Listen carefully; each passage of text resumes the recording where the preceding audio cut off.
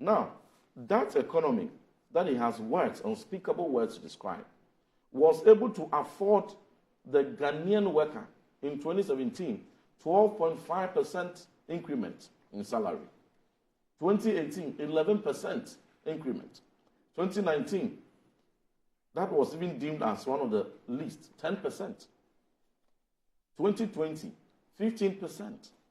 2021, 4% plus 15% interim premium. 2022, 15% COLA on base salary. 2023, 30%.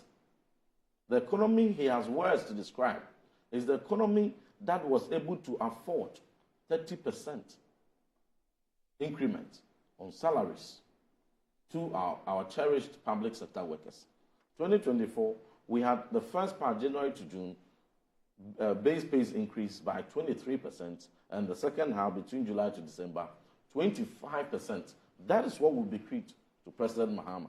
And so if you cannot and will not be able to meet the high standards of priority, of respect, and of utmost importance we attach to the welfare of the Ghanaian worker, respecting their sweat and the sacrifices they put in, contributing to productivity, and we thought it important to give them, we thought it deserving of them to have 30% pay increase, 23%, 25% pay increase just in the last 6 months.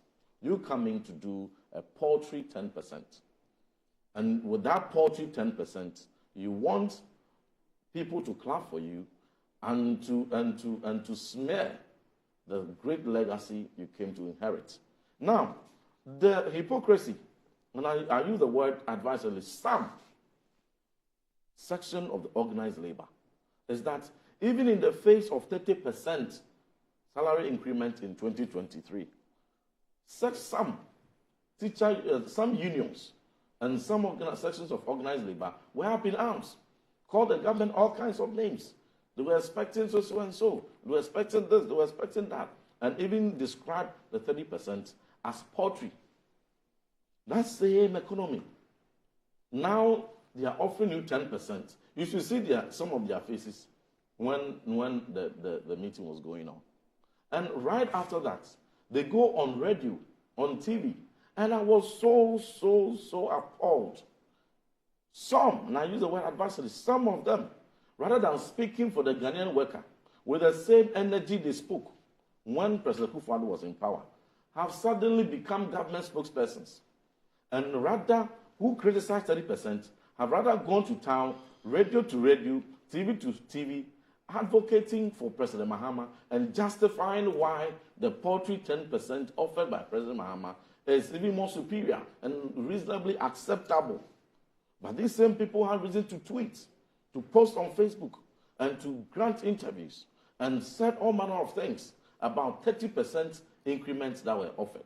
So, if President Mahama... So what are you suggesting? So unpresidentially... What are you suggesting? So unpresidentially, he is the president. If he uses unpresidential words, and you are a member of parliament or party apparatchik, and you also decide to go to town, remember, he's president.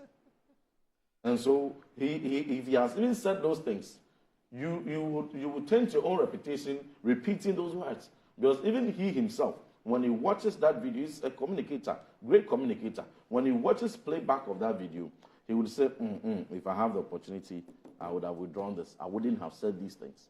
Whatever the situation that might have been briefed to him, he would not use these words. If he has the opportunity to speak again, he himself will review his communication.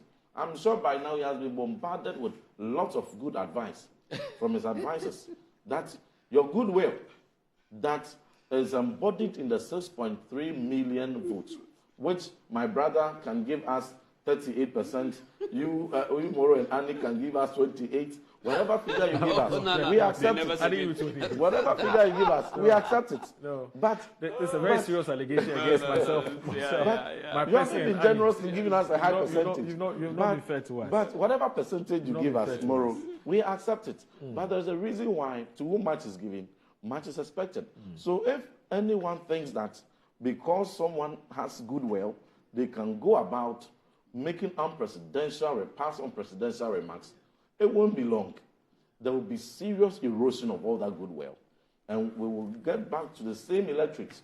These were the same electorate that voted 1 million excess a certain president out. And on another occasion, thought that that same person must come back with over 1.5 million excess. The same people. It depends on how you speak, you handle certain things, and for what it's worth. For me, it is good for us that he's speaking this way and going about eroding his goodwill this way. But for what it's worth, if succession is something that is important, and I give this advice both ways, he would have to check how he speaks. But my problem here is that organized labor, they have been so quiet. He will land the next Over 23,000 people have been illegitimately revoked. The appointment have been revoked. No single strike, apart from the nursing and registered nursing and midwives. You keep saying their posture has changed. I'm coming because why? I don't want to be. I'm not president. I don't want to be unparliamentary. I don't want to do anything that affronts the standard of good morning, Ghana. So let's end it here. For the respect of our viewers, end it here. I would not even want to. But I'm saying that the unions I don't want you to sound unparliamentary. That's what I'm saying. No, but they have gone quiet. They have not even threatened any action. And they have rather turned into government advocates. At times when 23,000 jobs have been unfairly revoked, this is the time you fight for them. This is the time that you send strong signals. Apart from Ghana Registered Nurses and Midwifery Association, who threatened strike and got the Minister of Health to sit and to backtrack on certain things. Come to the teacher unions. Have the teacher Grassack and TEU concerned teachers, NATS, apart from the NATS president, who I had an interview, show some concern. But even that concern is not, as I wanted. The rest have rather even become advocates. So, Ghanaian workers, let us tighten our belts for the next 4 years because you have no voice. But the voice has suddenly turned. The voice that was speaking for the Ghanaian worker has turned their back on the Ghanaian worker.